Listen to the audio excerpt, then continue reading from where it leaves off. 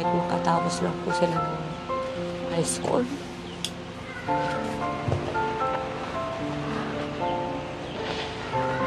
Diba? Ang talino ng anak mo, biro mo, honor student, tapos may medalya pa sa sumali pa ng sports.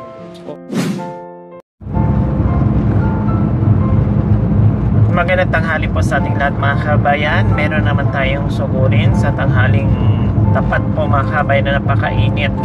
Isa sa nag-message sa atin po, no, na humingi ng konting tumulong, konting pagmamahal sa ating channel po mga kabayan. Kaya ito, sugurin natin at kumustahin natin bakit nga ba ay nangangailangan ng ating pagmamahal. So ayan po mga kabayan, nakita nyo naman napakainit pa din.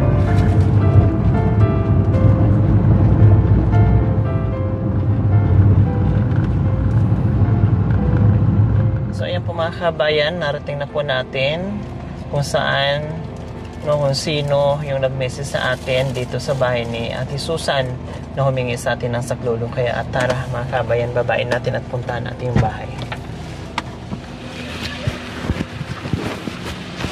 So ayan po mga kabayan, nandito na tayo. Tao po. Tao po.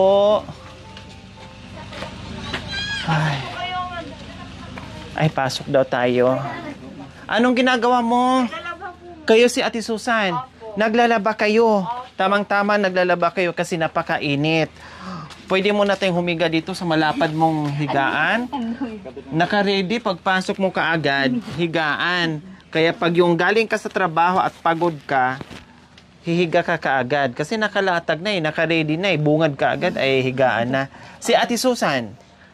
Po. Tama. Sige, saan kayo naglalaba? Dito po. Ang dami namang sibuyas.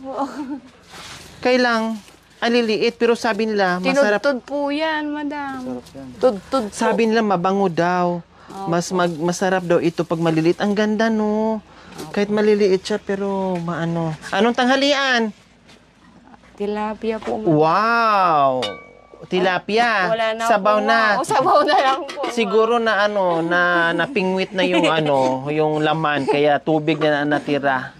O ganun talaga ako, malikot ang kamay ko pag lalo pag gutom ako, lalong malikot yung kamay ko, nangingialam sa mga niluluto. Naglalaba po kayo. Bakit walang trabaho po ngayon, Ate Susan? Meron po. Nagpaalam lang po ako sa amo ko. Pinayagan naman po ako. Anong trabaho mo, Ate Susan? Tagalinis po ng galon po sa loob. Yung sa loob po. Naguhugas. Opo. Bago i-refill, lagyan ng tubig ulit. Opo. So yan talaga ang trabaho nyo? Opo. Nasaan po si Mister? Andyan po. Anong trabaho ni Mister? Nakikitandan lang po. Pag may magtatawag po sa kanya po. Ilan po ang anak nyo, Ate Susan? 3 po. 3. Napansin ko kaagad. Ano nangyari sa leg nyo? Nung nanganak po ako. Ilan po ba ang anak nyo? 3 po. 3. Unang anak nyo pa lang, may ganyan na po kayo? Opo. Anong sabi ng doktor? Napa-check up nyo? Pinacheck ko na rin po noon, pero Anong sabi ng doktor, Ate Susan? nasa labas po Pero wala naman po kasi ako pamili ng gamot. Pero napa-check up nyo noon. Ang sabi ng doktor ay... Hindi naman po loob to, labas po. Kasi pag may tawag doon toxic at ano bang tawag doon? Dalawang klase po kasi. Dalawang klase kasi yung goiter, tama? May palabas, may paloob. Sa pinsan ko naman, super laki na talaga, halos kasimpantay na sa bibig niya, sa mukha niya. Pero awa ng Diyos, ang payat niya noon, as in, grabe yung payat niya, ang laki, Ate Susan. Ang payat niya noon, tapos lumaki yung mata niya. Akala namin hindi siya makarecover. Pero nung nagbakasyon ako sa Negros ulit, nagkita kami, binisita niya ako. Ako'y nagulat sa kanya. Nung naalis, na-operahan, ang taba-taba niya hanggang ngayon hindi na naalis talaga yung paglaki niya, talagang lumubo siya. Pero natanggal yung niya, yung goiter. Mas delikado ata yung paloob, Ate Susan Diba? Labas po sa akin wala po ako kasi pangpa-opera po kasi. Ilang taon na yan, Ate Susan? Tagal na po. 15 years na po. 15 years. Pero nung unang panganak nyo, sa panganay nyo, hindi pa ganun kalaki. Siyempre, Ano? maliit pa lang, bukol Opo. pa lang. Kasi ang sabi po nila, pag mga ganyan, Ate Susan, pag tuwing panganak daw po, lalaki siya, lalo na pag umiiri daw. Yan ang sabi nila, ha. Sumasabay ang laki pag yung manganganak ka. Yan ang sabi nila, lumalaki daw. Siyempre, pag nanganak or nagpuwersa tayo, di ba? Ikoniktado nandiyan yung main natin na ugat nandito sa liig natin. Kaya siguro lumulubo siya. Tapos sinabi nyo ay 15 years na.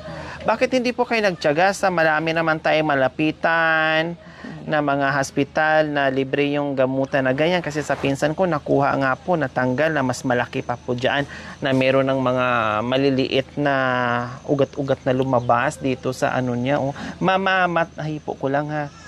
Ganyan talaga. Tapos may mga maliliit na mga ugat-ugat dyan nakapalibot sa kanya. Awa ng Diyos na natanggal. Yung paghinga nyo, Ate Susan, kumusta?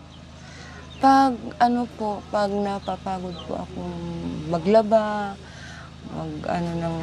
basta pag gumagalaw po ako, madali pa ako mapagod ko. Madali kayong hingalin. Opo, hinihingal po ako pag Lalo na ngayon, mainit. Kaya nga po. Paano yung yung paglunok ng pagkain? Pakunti-kunti lang po. Pakunti-kunti lang po yung kinakain ko po, ma'am. Parang Hindi pwedeng marami. Opo. Bakit parang Parang bumabara? Opo. Ganun po. Parang buwabar. Tapos, Ate Susan, paano yung ganyan yung sitwasyon mo, tapos grabe pa yung ginagawa mo sa bahay? O biro mo, naglalaba pa kayo, o nagdi-deliver pa kayo ng tubig? Hindi po. Or naghuhugas lang? Nag-uugas lang po. May kasama po ako. Ano pa po, bukod doon sa naghuhugas ng mga galon, ano pa po ang ginagawa niyo? Ano lang po, pag katapos na ng hugas ng galon po, pag wala na akong hugasan, pwede na po akong magpahinga rin po. Ganun. Si Mr. kahit pa paano, Pag meron nagtutulungan naman din po kayo. Opo. Ilan po ang anak niyo ulit? 3 po. 3, nag-aaral. Hindi. Yung panganay ko po, yung huminto na po. May pamilya na? Wala pa po. Ilang taon na yung mga anak mo? 15, 14, 12 po. Mga bata pa, high school. Elementary lang. Elementary Anong po. panganay? Hindi po, high school na po yung panganay ko po. Bakit nahinto? Dahil po nagkasakit po yung tatay nila. Ay, huminto na po yung... Yung mister nyo, bakit anong sakit ng mister nyo? Yung po, kasi may almoranas po siya. Oh my gulay. Ang almoranas, hindi rin pwedeng magbuhat ng mabibigat. Opo. Kayo din, may goiter, hindi rin pwedeng ang trabaho ay puro mabibigat. Opo. Diyos ko, ito na nga sinasabi ko mga kabayan. Hindi baling mahirap ang buhay natin. Ayan. Basta wala lang iniinda, makakakilos ka, makaraos ka sa buhay-buhay. No, hirap na yung buhay mo, hindi may mga sakit ka pa, no, may sakit pa, lalo nagpapahirap sa atin. No, lalo nagpapahirap sa atin. Tulad nito, mag-asawa talaga. Si ate may goiter, si kuya naman may almoranas. Kaya... Kumusta naman din po ang almoranas ng mister nyo, Ate Susan? Okay naman. Napa-check up naman? Opo. Noon po. Lumabas na talaga? Or Ano po siya, yung parang may diferensya po sa mga niya, sa mga tiyan niya po. Pag siya, yung kagaya sa atin na normal po, siya po, laging basa po yung kain niya. Maya-maya po, tumatay na naman po siya. irregular yung pagpupo niya. Opo. Tapos basa. Kahit pakainim siya ng saging. Opo, ganun na ganun. Ilang years na rin yun yung sakit. Pero hindi naman sumasakit yung bituka niya sa loob ng tiyan niya. Pinadoktor ko po sa San Julian po, may tama nga po doon sa loob. Ano daw po ang naging cause doon? Bakit nagkaroon siya ng almoranas? Anong sabi ng doktor? Sa doon sa mga, yung madudumi na Pagkain? Opo. Tapos sa alak pa. Kasi Okay. mata ko yung alak ng asawa ko noon. Pero ngayon hindi na po siya umiinom. Matagal na So isa din po pala sa cause yun, yung pagkaroon niya ng almoranas dahil sa pagkain na marurumi, nagiinom. Akala ko po doon sa pagbubuhat, kasi yun ang usually pag ano natin is nagiging cause sa almoranas ay pagbubuhat ng mabibigat or kumain daw ng sili na nasobra Opo. sa anghang. Kasi nagiinom ka, pag once na tumatagay ka o nagiinom ka, may pulutan. Opo. Siyempre, pag may pulutan, kung ano-ano na lang sigurong pulutan dyan, no? Din mga lamang loob pa, no? Ganun po yata. Doon siguro nakukuha yung bakterya na Opo. sinasabi nyo ay sa maruming pagkain na nakakain ni Kuya. Opo. Paano po yan? Yan nga po Si Mister may sakit na almoranas, kayo naman may sakit na goiter. Paano po yun nagkasabay? Yung mga bata maliliit pa lang, Ate Susan. Hindi na mas na makapagtrabaho, kundi mag-aral lang. Kaya nga po. Sinong tumutulong, Ate Susan? Kumusta, magkano naman po ang kita niyo dyan sa paghuhugas ng 150, galon? 150 po maghapon. 150 maghapon. 6 to 6 po. Si Mister, Pag may magtawag po sa kanyang... paano pag walang tawag? Maghahanap po ako. Didiskarte po ako. Pag babali din ako sa amo ko. 150.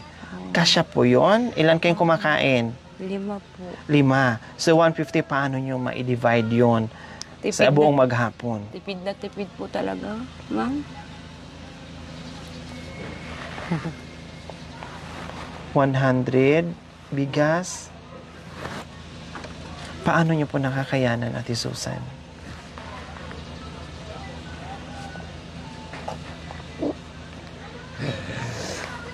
Pinagkakasya ko na lang po.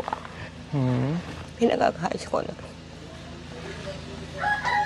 Pagkain, plus baon pa ng mga bata, Ate Susan. Pamasahe pa ng mga bata. Oh, hindi, naglalakad naman po sila kasi malapit po yung school nila dito. Yung baon na lang. Sa 150, Ate Susan, ano yung madalas binibili mo at ulam ng mga bata? Tulog sa katuyo po. Araw-araw. Pag noodles din, ganun po. Magkano ang natitira sa 150? May natitirang 15 po, ganun. Ayan ang mga pangbaon-baon sa mga bata.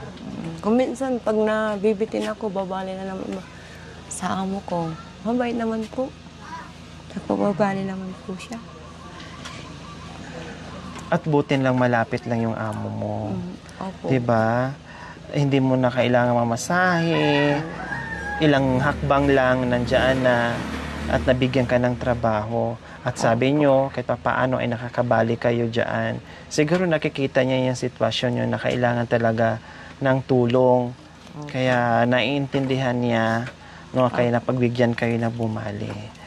O ano na pag-usapan niyo, Ate Susan, bilang mag-asawa na puro kayo may mga diferensya, tapos sumabay pa yung hirap ng buhay, Kaya apektado yung trabaho, plus sumabay pa itong sakit niyong dalawa.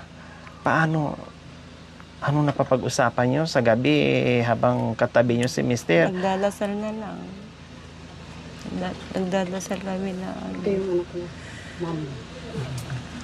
Ito po yung pangalawa. Yung pangalawa. So mula noon, after 15 years, hindi nyo na po napacheck up yung goiter nyo? Hindi na po, ma'am. Kasi wala kami pera. Kumbaga, ganyan mga kabayan, no? Kahit may irap kang iniinda, kahit nakakatakot o pag wala kang choice, mas piliin mo pa na magtrabaho kaysa magpagamot ka. Kasi siyempre, pag pumunta ka ng hospital, kailangan mo ng pamasahe, pagkain mo doon, budget mo doon, no, sarili mong pera para yung mga gamot na wala sa hospital o sa center, bilhin mo yon. Yung ibang mga laboratory, hindi libre po mga kabayan sa hospital. No, hindi request ng mga doktor. Halimbawa, sige, magpa-laboratory ka muna, no, ano bang tawag doon, na-try na ba yan na parang biopsy, mga ganyan, para matukoy nila kung ano yung bukol na yon, no, mga ganyan. Kung wala ka, anong pambayad mo? Kaya ang mangyayari na lang talaga mga kabayan, bahala na si God, bahala na si Lord, basta magtrabaho ako, siguro hindi ako pababayaan, tuloy-tuloy pa rin sa pagtatrabaho. Kasi nga, may mga anak at mas kailangan nila yung pagkain sa araw-araw kaysa magpa-hospital. Kumbaga, saka na lang. Ganon po ang nangyayari, mga kabayan.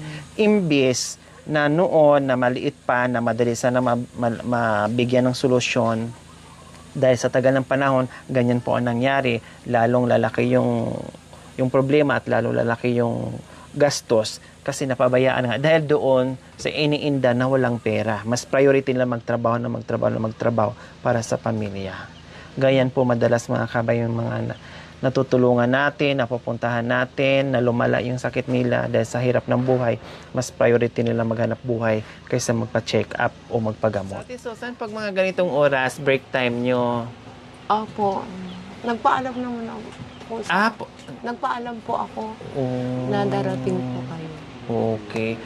Pag halimbawa 6 to 6, ang pahinga mo ay 12. Opo. Tapos rest ka ng isang oras. Opo. 1 ka ang balik mo. Opo. At least kahit pa paano, pag wala kang hugasan o pag hindi ka naghuhugas, pag wala ng galon na hugasan, pwede kang makauwi, makasingit-singit sa mga gawaing bahay. Di ba yun yung kagandahan? Unlike pag malayo, talagang buong maghapon, siyempre magbaon ka. Pag malayo, hindi naman pwedeng uwian. Paano na yung pamasahe mo? Kung 150, wala na. Yung kita mo araw-araw ay nauubos na doon sa pamasahe. Bukod doon sa trabaho nyo dyan sa refilling station, ano pa po ang trabaho nyo, Ate Susan? Dati po nakikilaba po ako. Pero hininto ko na po. Dahil? Kasi po, mabigat po yung madali po nga akong mapapagod. Siyempre, pagbabal na. Pero, hindi na kaya. Pero yung talaga ang una mong trabaho, dati po. Pagiging isang labandera. Opo, dati. Paano po kayo nakapasok dyan? Buti nakapasok kayo, tinanggap kayo na meron kayo iniinda. Oo, gusto naman na, kasi tinanong po ako kung gusto kong maglinis po ng galon. Opo, gusto ko, sabi ko naman, hindi naman po mahirap yung paglinis po. Kasi hindi ka naman magbubuhat ng mabibigat. Kasi may kasama din po kaming lalaki. Anong pangarap natin, Susan, para sa mga anak niya na kahit merong iniinda kayong mag-asawa? Kahit makatapos lang po sila ng high school.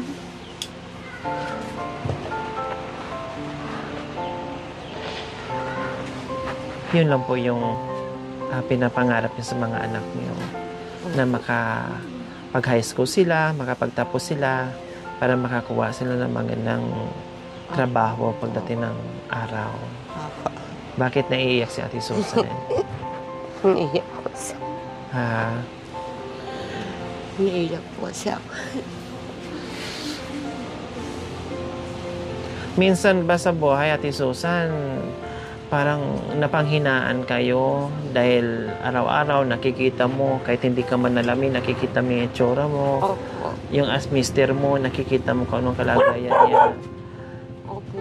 Minsan hindi kayo napanghinaan ng... Nahihinahan na ako. Minsan nahihinahan ako ng loob.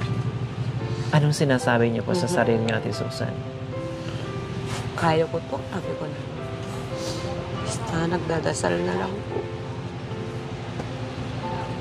Anong sabi ng mga anak? Kaya mo yan, ma. Sabi. Sinasabi na sa iyo. Pinapalakas nila yung loob mo. Ano na naman po ang paraan na magagawa niyo mamayang hapon para meron po kayong pangsaing? Manghihiram. Ay, Diyos ko po, Panginoon. Sa hirap po ng buhay, no? Yung 150 ay hindi po talaga kakayanin ngayon. Baka bigas lang, 60 na ang bigas ngayon. Diba? Siyempre, 2 beses, 3 beses kakain isang araw. O kundi kakain na ng isang beses para magkasya, para merong bukas. Ang hirap po yung budget mga kabay na 150 a day. Ang hirap po nun. Unless lang kung kumikita din si Mr. na sabay sila. Kahit 150 din na 300 per day. Pero kahit nga 300 ay kulang pa rin po yun sa isang bata na gastusin. Kung magpakain ka, kung magpaaral ka sa araw-araw, kulang po yon. Pero ganun pa man, Ate Susan, talagang ganyan. Tama yon.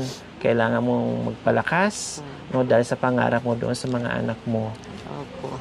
Dahil wala naman talagang choice kundi lumaban kung anong buhay na pinagkalob sa atin. na binigay sa atin. 'Di ba? Ate Susan. Okay, sige. Nandito kami, Ate Susan. Kahit paano ay makapagbigay kami ng pagmamahal sa inyo. Sige po. Yan po, ma'am, ang bunso ko po. Saan? Ito. Yung nakaitim po. Yung bunso. nakatamsak. Yung nakaitim po, bunso ko. Oh. Oo. Puro lalaki mga anak mo. Opo, ma'am. Bakit natigil yung isa sa pag-aaral? Wala po silang wala pa nga po silang mga birth certificate. Kaya yun po ang... Wala pang? Wala, birth certificate, kaya hindi po nakapag... po yung... Isa, yung pangalawa. Magra-graduate po ngayon ng grade 6. Bakit hindi naasikaso yung birth certificate? Hindi po ako na kaya... Opo. Lahat sila, wala. Opo, tatlo po sila. Kaya yung isa na hinto sa pag-aaral, kasi hinahanapan ba? Ako, hinahanapan po na ng birth certificate po. Kaya nakiusap po ako doon po sa teacher niya po na barangay certification muna ang O, pwede naman makiusap. Okay. To follow na lang kamo. Kasi sayang naman yung halimbawa, gagraduate na ng grade school. Oh, tapos dahil lang sa birth certificate ay hindi na makaakyat ng stage, hindi na makapag-graduate. Hindi naman pwedeng ganun. Pakiusapan mo lang and then to follow, gagawin nyo po na maasikaso yung birth certificate. Madali lang naman po yun. PSA, mas okay. Kasi kailangan yun sa mga birth certificate, kailangan true certified from PSA na talaga manggagaling. Yun naman talagang hinahanap ngayon. Mas yung original nga, mas hindi nila iniintindi yun eh. Mas kailangan nila true certified talaga from PSA. Okay, sige, Ate Susan. Ayan, nakita paano magiging okay yung araw mo ngayon. Yung araw mo ngayon na 150 ay maibsan yung iisipin mo kung saan ka kukuha ng pang-saing mo mamaya. Siyempre, hindi lang yan. May sasaing na ako mamayang hapon. O, Ate Susan, pambili ng ulam. Salamat. O, diba? Meron ka ng napapadyos apo si Ate Susan sa biyaya. Siyempre, yung 150, ano bang maibibili doon? Baka kalahating kilong bigas lang para pang tanghalian. Tapos, saka na lang yung panghapunan pag makagawa ng diskarte. Ito, sure ball na. No, nakit pa paano ay makaluwag-luwag sa isip ni Ate Susan at sa kanyang mister. May mga parehas lang, may mga iniinda, may mga sakit, may mga hinaharap sa buhay. No? Kaya mga ganitong pagmamahal natin ang malaking bagay po yan sa kanila. Malaking tulong po talaga yan sa kanila. Mamayang hapon. Po, May sasaing na ako mamayang hapon. meron na kayo maisasain. Bakit wala na kahit isang basong bigas? Wala na natitira? Meron pa naman siguro, ma'am. Ay, wala na po yan. Tira. Ay, ayan. Oh, isang baso nga. Hindi, para kung manghuhula. Ako ba si Madam Auring? Tama nga, ayan. Oh, isang baso. So, kung di tayo dumating, yan na naman gagawa na ng paraan niya para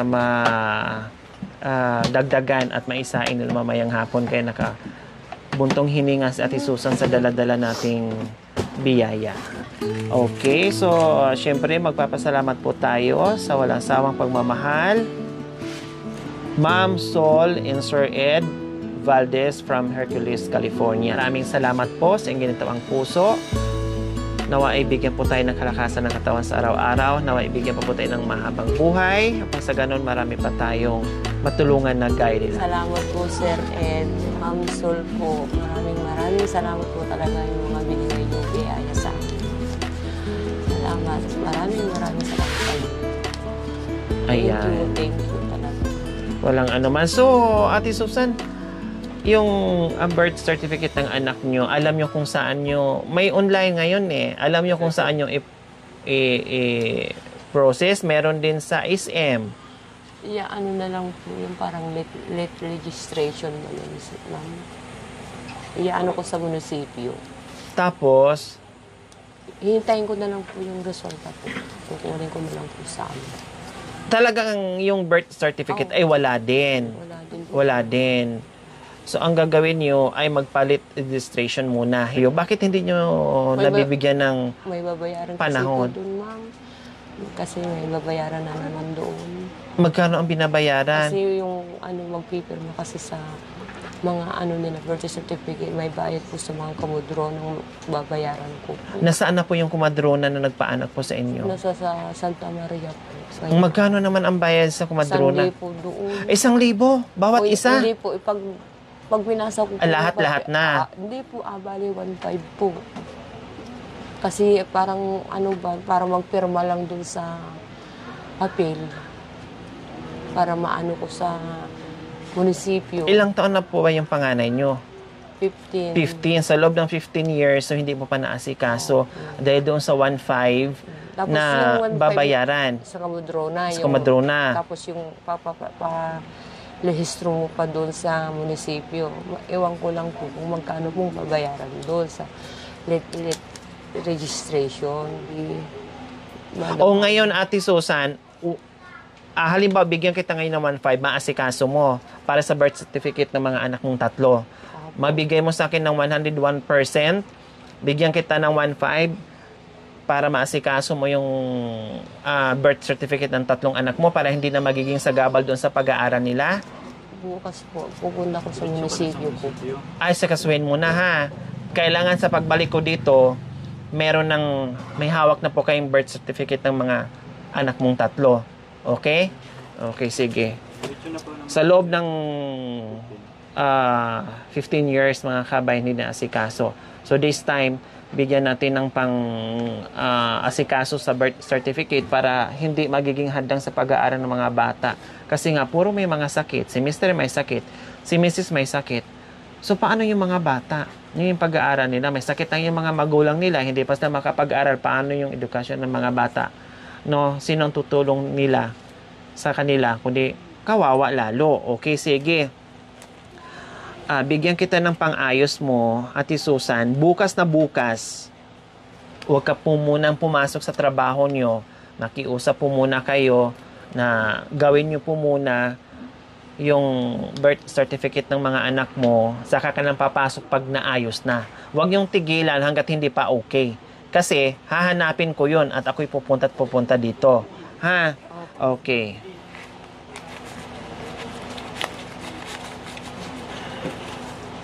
So, Ate Susan, gawin ko ng 2,000. Yung 1,500 para sa birth certificate. Yung 500, ito yung pamasahe mo. O wala ka ng excuse sa akin, ha? O madam, kasi walang ganito. O madam, bigay ko na. Okay? Bukod doon sa 1,000 na binigay ko, pang birth certificate na 2,000 plus pamasahe mo pa at may merienda ka pa dyan. Thank you, ma'am. Okay na? Okay. Ate Susan, hindi mo na problemahan yung birth certificate ng mga anak mo. Salamat po, ma'am, talaga. Kailan ba ang closing ng Sa May 30 po. May 30? O meron ka pang allowance na siguro 15 days o 20 days? Sakasuhin mo na ngayon. Para hindi naman mangamba yung anak mong mag-graduate ng grade 6. Ha? Okay, sige. So, ayan po mga kabayan. Maraming salamat po muli. Ma'am Sol and Sir Ed Valdez from Hercules, California. Ito, mga sports. Sa ko po yan, yung bunso ko. Oh, ang galing. Ano ba yung sports Sa na yan? badminton. Badminton. Tapos yung isa, yung dalawa. Yung award niya po. Oh, matatalino pala. Anak mo, oh. Yung bunso ko po. Honor student pala. Yung bunso ko po. Ito. Wow, anong pangalan mo, be? Ricardo. Ha? Ricardo po. Ang talino mo, ah. Anong grade ka na? Grade 4 po. Anong gusto mo maging paglaki mo, anak? Doktor po. Oh, walang imposible, Ate Susan, dahil matalino yung anak mo. Kaya siguro kinukulit niya. Tama yung sinasabi ko sa Ate Susan na maapektuhan yung pag-aaral niya. Kasi siyempre, kukulitin siya ng teacher niya. Anak, nasaan na ba yung birth certificate mo? Bakit wala? Oh, 'di ba? Ang talino ng anak mo, biro mo, honor student, tapos may medalya pa sa sumali pa ng sports. Oh, anong grade mo na, anak ko? Grade 4 po. Grade 4. Huwag mo nang problemahin yung birth certificate mo, ha? Kasi binigyan ko na si mama. Tapos, i-message mo ako pag hindi pa naasikaso ni mama kasi wala na siyang excuse sa akin para makapagtapos ka sa pag-aaral. Walang imposible doon sa pagiging doktor. Dahil kitang-kita ko naman na yakang-yaka mo yan dahil matalino kang bata. Anak ka. O, bakit gusto mo mag-aral? Para po makapagtapos sa pag-aaral po. Pag nakapagtapos ka, anong gagawin mo?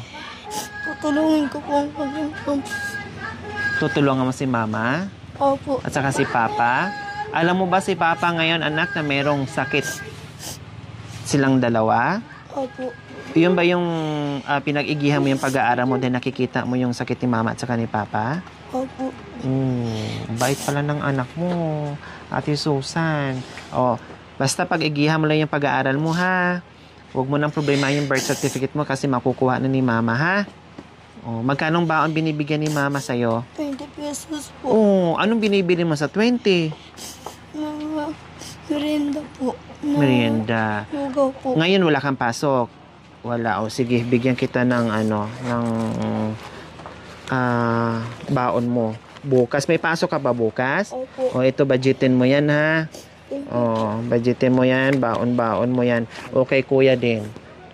O, pagbutihan ng pag-aaral, ha. Opo. Okay, sige. O, masaya ka na? Ha? Ikaw anong grade mo, kuya? Grade 6. Ay, ito yung grade 6 mo. Gagraduate na din. Anong pangalan mo? Ricky Matias po. Si Ricky. Anong gusto mong kunin paglaki mo? Police po. Oh. Ang gaganda ng mga pangarap ng mga anak mo, Ate Susan. Kaya kailangan mo magdoble kayod, no? Gusto mo maging pulis. Bakit gusto mo maging pulis nga eh? Tutulungan ko po ang aking mga magulang po. Oh. Pinoproblema mo rin ba? Naging isang sagaba din ba yung pag-aaral mo doon sa birth certificate na hinahanap ng teacher? Opo. Natatakot ka pag mamaya hindi makuha tapos hindi ka makagraduate. Opo. Kasi 30 na daw yung closing nyo. Tama? Opo. Oo. Sige, huwag mo nang problemahin na kasi kukuha na si mama bukas. Okay? O mag-aaral ka na mabuti ha. Kasi si papa at si mama may mga sakit. O siyempre gusto ni mama habang kaya magtrabaho, kaya aralin, kaya wag yung sayangin yung panahon. Kasi kaya pa ni mama magtrabaho, kaya pa niya kayong paaralin. O, para paglaki nyo, o pag graduate nyo, o siyempre, tutulong din kay mama, di ba? Opo. Okay, sige, dito na kami. O, ayos na ba yung baon nyo bukas? Opo. Ikaw, bunso? Opo. Okay na.